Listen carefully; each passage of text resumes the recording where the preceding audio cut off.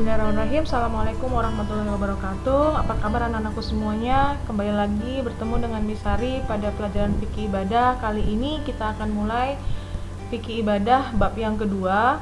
Sebelum kita mulai pembelajaran kita pada hari ini, mari sama-sama kita membaca basmalah. Bismillahirrahmanirrahim. Semoga Allah Subhanahu wa taala memberikan kita berkahnya sehingga kita bisa mendapatkan manfaat dari pembelajaran kita pada hari ini. Kita lanjut langsung saja ke materi pembahasan kita. Pada bab kedua kita akan membahas tentang pengertian infak, anjuran untuk berinfak, ketentuan berinfak, larangan dan manfaat berinfak. Yang pertama adalah pengertian infak. Pengertian infak menurut bahasa itu adalah berasal dari kata anfaqo, bahasa Arab yang artinya mengeluarkan sesuatu untuk kepentingan sesuatu. Sedangkan menurut istilah yaitu mengeluarkan sebagian harta atau penghasilan kita untuk kepentingan yang diperintahkan Allah Subhanahu wa taala atau kepentingan yang diperintahkan Islam. Ya, infak artinya juga membelanjakan sebagian harta di jalan Allah. Selanjutnya dalil apa saja atau dalil Al-Quran apa saja dan hadis apa saja yang memerintahkan kita untuk berinfak. Nah, untuk dalil Al-Quran ada banyak sekali dalil-dalil Al-Quran, namun di sini Misari akan berikan 3 saja. Itu pun kamu bisa lihat bunyi surahnya dalam buku fikih. Untuk dalil yang pertama adalah surah Al-Baqarah ayat 3, yaitu ada di buku fikih halaman 24. Lalu surah Al-Imran ayat 133 sampai 134 ada di buku fikih halaman 22, dan surah Al-Anfal ayat 3 sampai 4 di buku fikih halaman 26. Seperti biasa, Misari ingatkan kalian tetap harus membaca buku, jangan sampai bukunya tidak dibaca ya, karena di buku itu adalah penjelasan lengkap tentang pembelajaran fikih ibadah. Lalu hadis Rasulullah pun banyak. Di sini Misari ambil salah satu contohnya, yaitu dari Abu Hurairah radhiyallahu anhu. Rasulullah bersabda, Allah Subhanahu wa taala berfirman, "Berinfaklah wahai anak Adam, jika kamu berbuat demikian, aku akan beri infak kepada kalian." Hadis riwayat Bukhari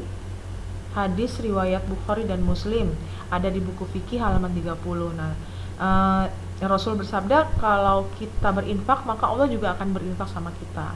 Infaknya seperti apa? Allah akan berinfak kepada kita pahala, kesehatan, panjang umur dan sebagainya. Nah, itu hadis Rasulullah dan dalil Al-Quran. Silahkan kalian bisa buka bukunya untuk lebih jelasnya lagi. Kita langsung lanjut ke jenis-jenis infak.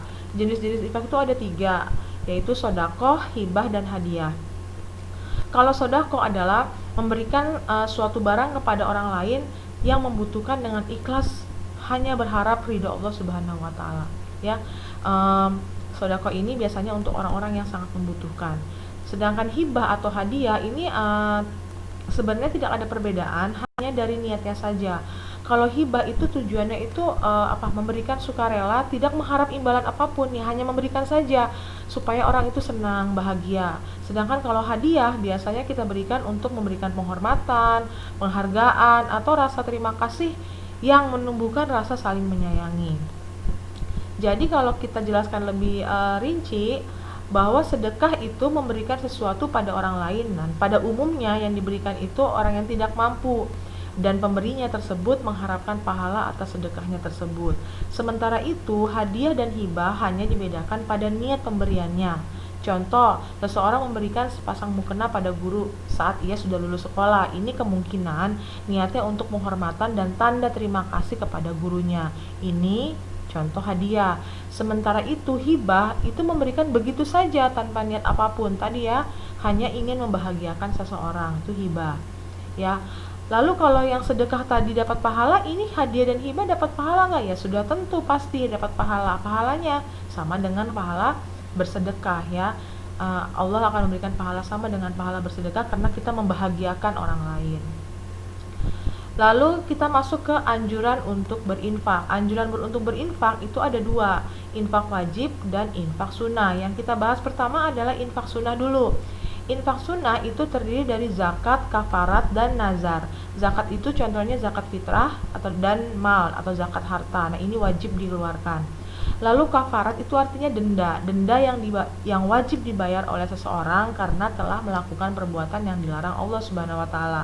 Contoh karena membunuh. Di sini membunuhnya tidak sengaja ya, tidak sengaja membunuh, mengucapkan janji atau sumpah palsu. Nah, mereka wajib mengeluarkan infak ya untuk denda ya, untuk membayar denda ya. Lalu kalau nazar yaitu berjanji pada diri sendiri. Contohnya, nanti jika saya naik kelas saya akan menyantuni anak yatim. Nanti kalau saya tidak malas lagi ya Allah, maka saya akan memberi sedekah pada fakir miskin. Kalau sudah janjinya pada diri sendiri lalu berjanji kepada Allah, maka infaknya wajib dikeluarkan. Karena sifatnya wajib, kalau tidak dikeluarkan maka dia berdosa. Yang kedua adalah infak sunnah. Infak sunnah itu kalau dilakukan mendapat pahala, tidak dilakukan ya tidak apa-apa.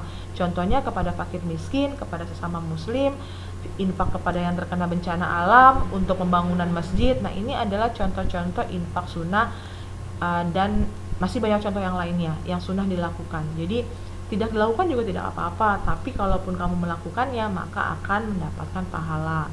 Nah, kalau yang tadi yang wajib dilakukan, kalau tidak dilakukan maka berdosa. Itu adalah anjuran untuk berinfak. Aduh, sampai belibet ini.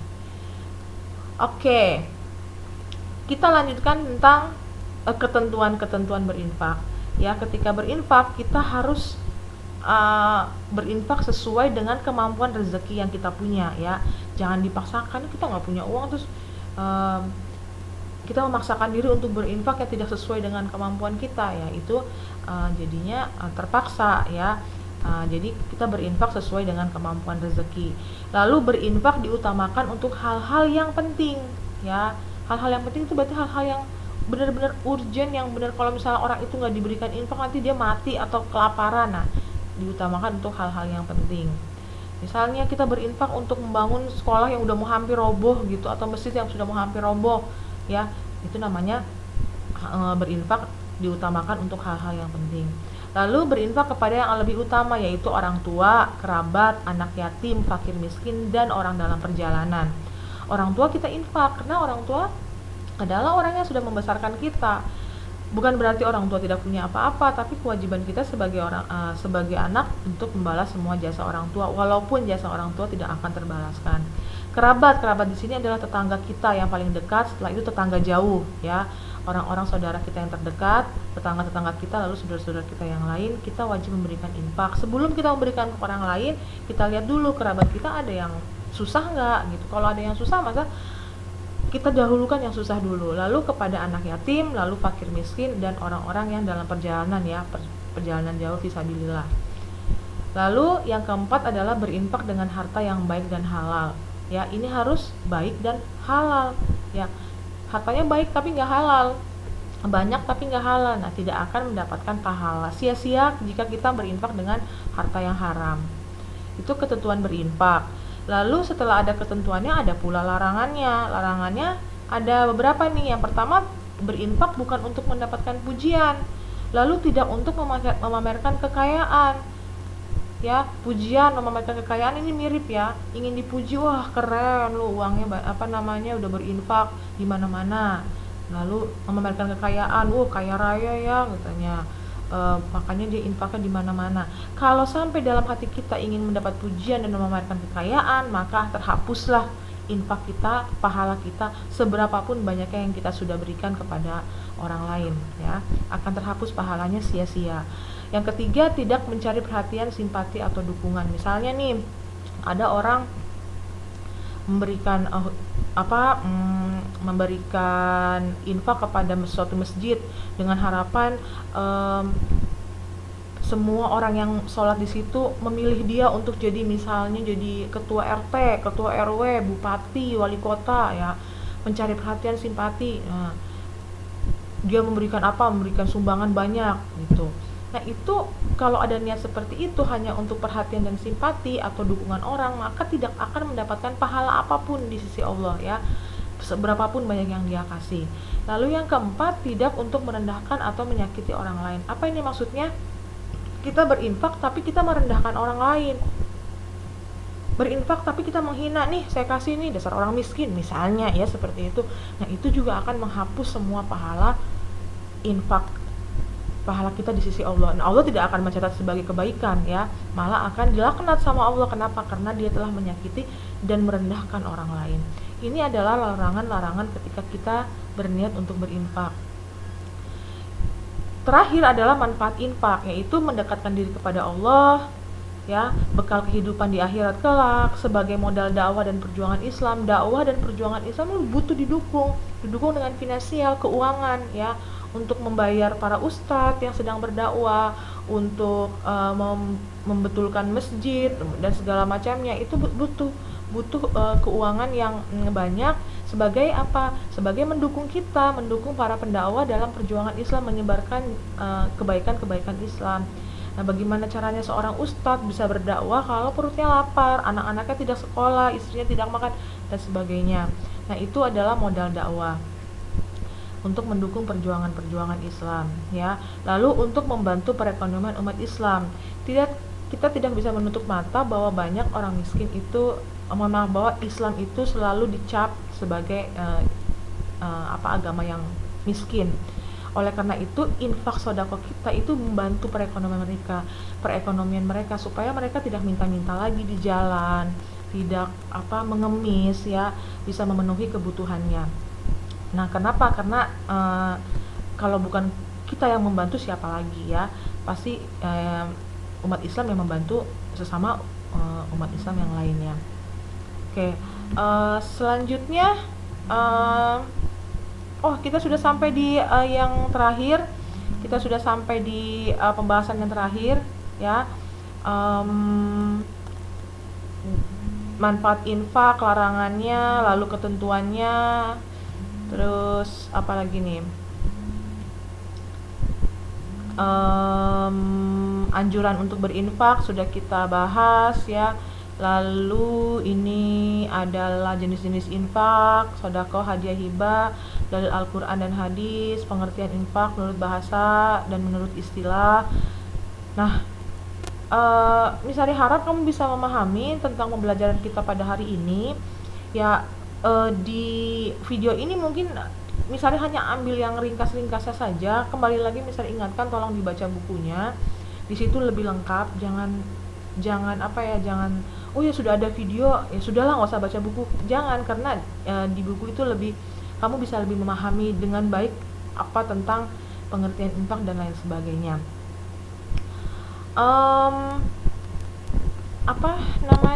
Sudah cukup, ya. Kita sudah sampai di penghujung video kita pada hari ini. Semoga bermanfaat, ya. Semoga bermanfaat.